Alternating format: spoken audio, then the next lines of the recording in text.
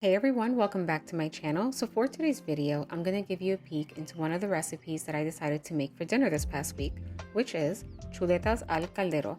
It also goes by the name chuletas al vapor. It's essentially just some pork chops that are cooked in a little bit of olive oil, a bit of water, lots of spices, and a good amount of veggies. It is so delicious and super simple to make. So let's get into it. And before we jump into this recipe, these are the chuletas that I'll be using today. This is about 2.5 pounds of some bone-in assorted pork chops. I'm gonna give these chuletas a really good rinse in some cold water and white vinegar, and then I'll rinse them again in cold water and pat dry. And now it's time for my favorite part, which is seasoning my chuletas. I have all of my pork chops evenly laid out in my pan here, and as you can see, I have scored all of my pork chops with a knife, just so that when I go in to season it and while it's marinating, all of those flavors can just penetrate my meat. And then using some kitchen scissors, I'm gonna cut off any extra thick pieces of fat. Now this process or this step is completely optional. This is just something that I like to do. While I'm not squeamish to thick fatty pieces in meat, I know my family doesn't like it. So kind of out of courtesy to them, I like to cut off all those bits. And to season my pork chops, I'm going to start off with a little bit of extra virgin olive oil. I'm going to drizzle this as evenly as possible on both sides. This is about a tablespoon worth of olive oil, but you eyeball it. You put as much or as little as you like. I'm going to give that a good rub. And this olive oil is going to help our spices stick to the meat much better.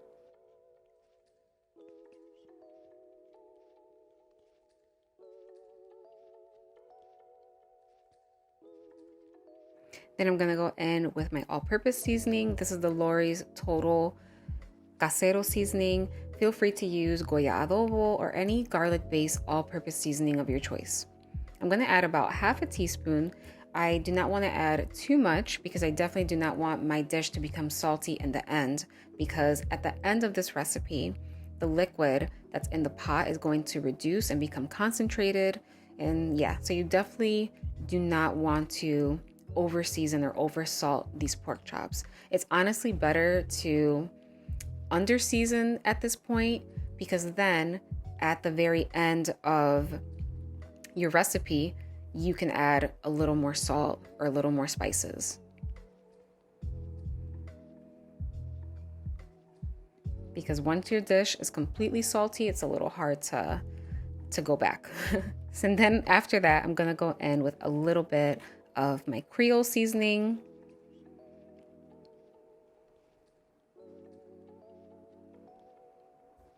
If you do not have Creole seasoning, you can use Cajun seasoning or just use a little more of your all-purpose seasoning.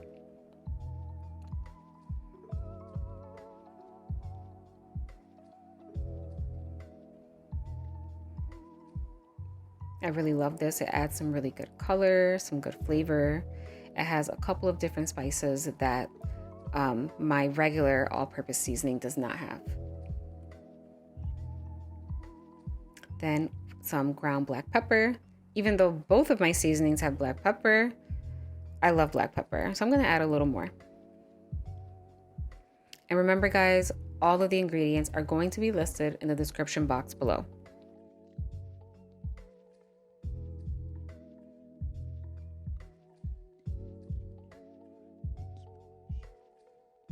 A little bit of some ground oregano leaves.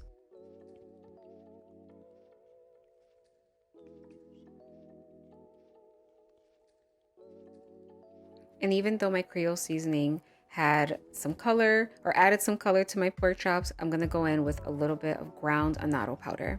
If you do not have ground annatto powder, feel free to use ground paprika. Even some smoked paprika will be really nice.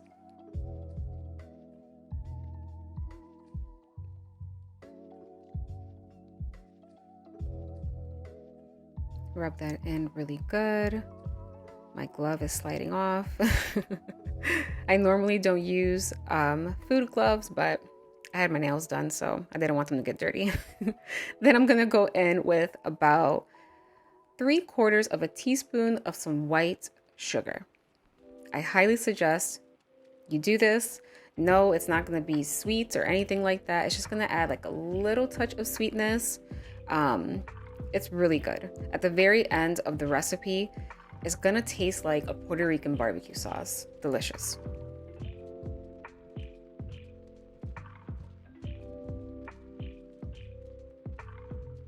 And then lastly, and this is optional, I'm gonna add like about a teaspoon or two of my fresh homemade sofrito. Just very lightly. This came together so good. It's super colorful, super spiced, super well flavored. So good.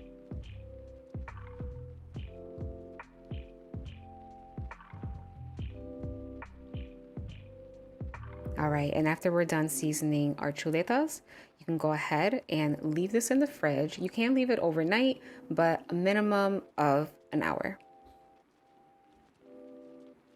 All right, now it's time to cook my chuletas, and I have here a 10-inch deep pan, and it is set over high heat, but not too high. I have an electric stove, so for me, that is in between the number 6 and the number 7. I'm gonna let my pan get nice and hot, and I'm gonna add a bit of extra virgin olive oil. Then I'm going to evenly distribute all of my pork chops around my pan. And just a heads up, you also may cook this in an actual caldero, but I like to use my crock for braising. Now, just a tip, if you want, you may sear your chuletas in individual batches on both sides, literally just one at a time. Sear it just to give it a little bit of color, and it may enhance the flavor profile a bit.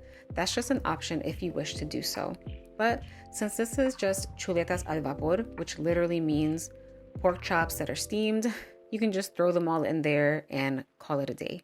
But just a tip if you have a little extra time and you want to go a little further. Then I'm gonna add 1 minced garlic clove. I'm adding my garlic right now, but you can add your garlic when you are seasoning your meat.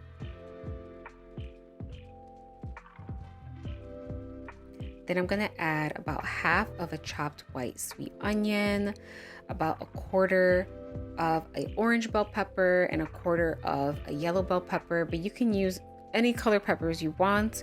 You can even add some carrots if you wish to do so. Then I'm gonna add 1 small bay leaf, and I'm gonna add enough water to cover my chuletas until they are just covered. I'm also going to clean up my mess on the side. I'm then going to cook my chuletas with the lid on high heat continuously for about an hour until they are nice and tender and that liquid is heavily reduced.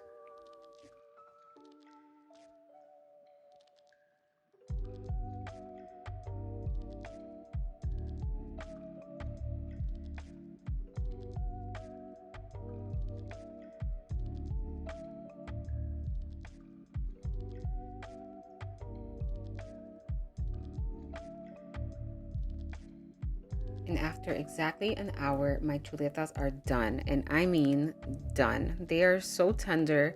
The liquid came out so delicious. It came out a little thick because we added that sugar in the beginning. And like I mentioned earlier, that sauce is almost like a thin Puerto Rican barbecue. It is so good. And that is all for today's video. Thank you so much for sticking with me through the entirety of this recipe.